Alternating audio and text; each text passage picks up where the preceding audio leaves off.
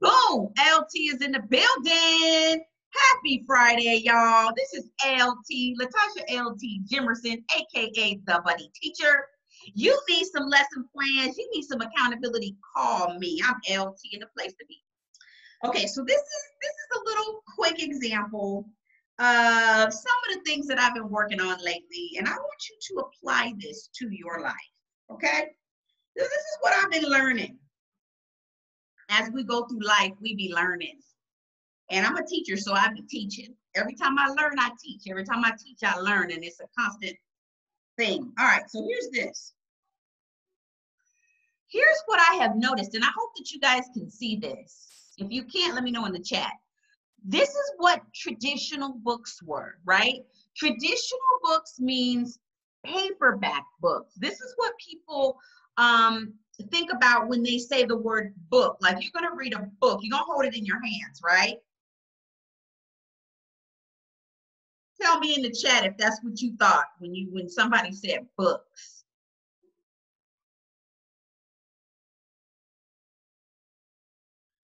Okay, so also we have to start thinking about the word read. What does read mean? What does books mean? What does knowledge, learning? Why are we reading books? What's the purpose of that?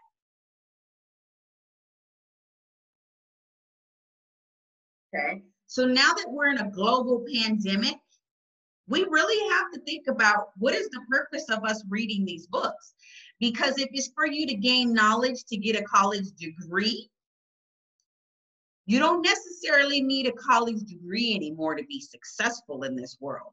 So everything that we've learned about education and about being wealthy and being successful and being happy, everything has completely changed. This has been a mind-boggling experience going through this whole pandemic, this world crisis. This is making everybody rethink, especially classrooms. I don't know if my classroom is going to be open in the fall. I just saw something on Facebook about 3 teachers in Arizona that got sick because they're teaching summer school right now and they're sharing the same space. They all caught the coronavirus and one of those teachers died. So school, teaching, classrooms, textbooks, all of this stuff is we're starting to do a mind shift. Things are changing and they're changing fast because of the internet. So here's what I've learned. Paperbacks are still selling, but they're selling less, okay? The market for paperbacks is becoming smaller and smaller and smaller because the definition of reading has completely changed. The definition of wealth and success has changed. So here's your paperback, right? You've got grandparents reading paperback. Like, I'm an old soul, so I still read paperbacks because I like to actually go through the paperback and write in it. So paperbacks for me is okay, all right? It's okay. But for the average reader in 2020, paperbacks are in the back, okay? That was supposed to go to the back. Let me show you what's coming up to the forefront, okay? These are the kinds of books that are coming up into the forefront. The audio books. These are the people in their 30s and 40s and some 50s, but mostly 30s and 40s. They're listening to audiobooks because they ain't got time to be sitting around reading no books. These people going to work, they're in the car, they're at the gym, they're running, they're doing stuff. They ain't got time to be sitting down. They're active. Okay, these are active people. So they're listening to audiobooks. It's going in their ear. Okay, but guess what?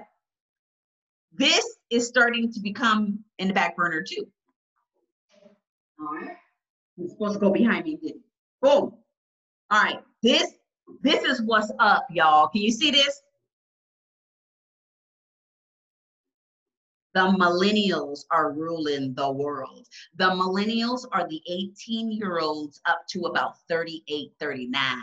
okay? These people are reading ebooks. Ebooks are blowing up the game. Ebooks are making more money, making millions and millions and millions. You better check that out, yo. Ebooks have clickable links. Ebooks have videos in them. Ebooks have images. They've got graphs. They've got charts. They've got clickable stuff. They've got drags. There's so many things you can do with an ebook on a Kindle device. An ebook, you can look at it on your computer, look at it on your phone, look at it on your tablet, whatever it is that you have that's an electronic format. Ebooks are amazing, okay? So I'm writing a book. I've already written several books, but the book I'm about to write right now has to do with teenagers, okay? So my whole marketing strategy is now revolving around teenagers, okay?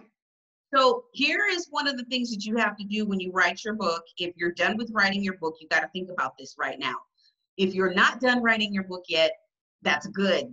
I actually recommend you don't write your whole book, okay? I recommend you write a little small ebook. See how the ebook does? If it doesn't do that well, you might want to shift gears, do your audiobook, then do your paperback. By the time that paperback comes out, your book better be tight. It better be perfect. Otherwise, the critics are going to eat you alive, okay? So right now, my target audience is 14, 15, 16, 17, 18 years old. So I have to do a keyword search. This is what all the marketers do. This is what all the advertising companies do. They literally pay people to go out there and do the market research and find out what are teenagers buying, what are they doing, what are they eating, what are they wearing, they got money, okay? Don't let people tell you teenagers ain't got money. So this is my market research for my target audience. And whatever your target audience is, you need to do a lot of market research to find out where their dollars are flowing. Because wherever the dollars are flowing, that's the person that's getting rich, okay? So you see, I have all kinds of stuff here. SEO is search engine optimization. That means what are the keywords that these kids are putting in Google? You need to find out what those words are. You need to start using those words and hashtagging those words. Hashtag. You need to start hashtagging, okay? What else? Keywords, emojis. Anything that has emojis is going to catch their eye. They're going to buy it. Screenshots. They do screenshots. They do selfies. Fashion. They shop on Fashion Nova. I know because I got 3 daughters that shop on Fashion Nova. Okay. Some of them are into the sexting. Okay. Some of them are into the skinny jeans. So when you design your book cover, make sure it's eye-popping and it's something that they're going to really want to relate to, right? Sex, drugs, rock and roll, teenagers like.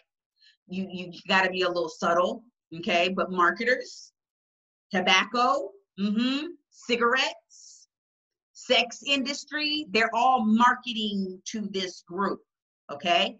So you, with your message, with your positive message, you need to use the same type of marketing strategies to put out your positive message, because there are a lot of negative messages that are getting out to these young people and dominating their thought process. So if you have a good message, a wholesome, talking about well-being, mental health, talking about self-care, talking about educating yourself, financial literacy, okay, athletic abilities. If you're talking about all these good things, then you need to be out on the forefront of this conversation, making sure that these kids hear your voice above anybody else, okay? So that's how you sell your books. You come up with a target audience, you do the market research, you find out where their dollars flow, and that's where your campaign better go. Boom, okay? So here's you. This is you. You are a person that's trying to sell your books, okay? That's you. You better make sure you have all of these things in place so that when these people spend their money, the money flows to you.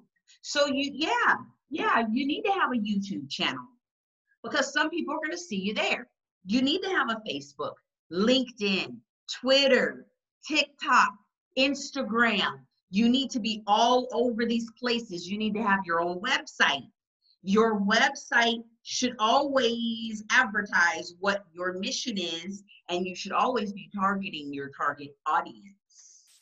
Okay, so now it comes back to you. I showed you my target audience. I showed you my book, my first book. Okay, that target audience for that first book was a whole different animal.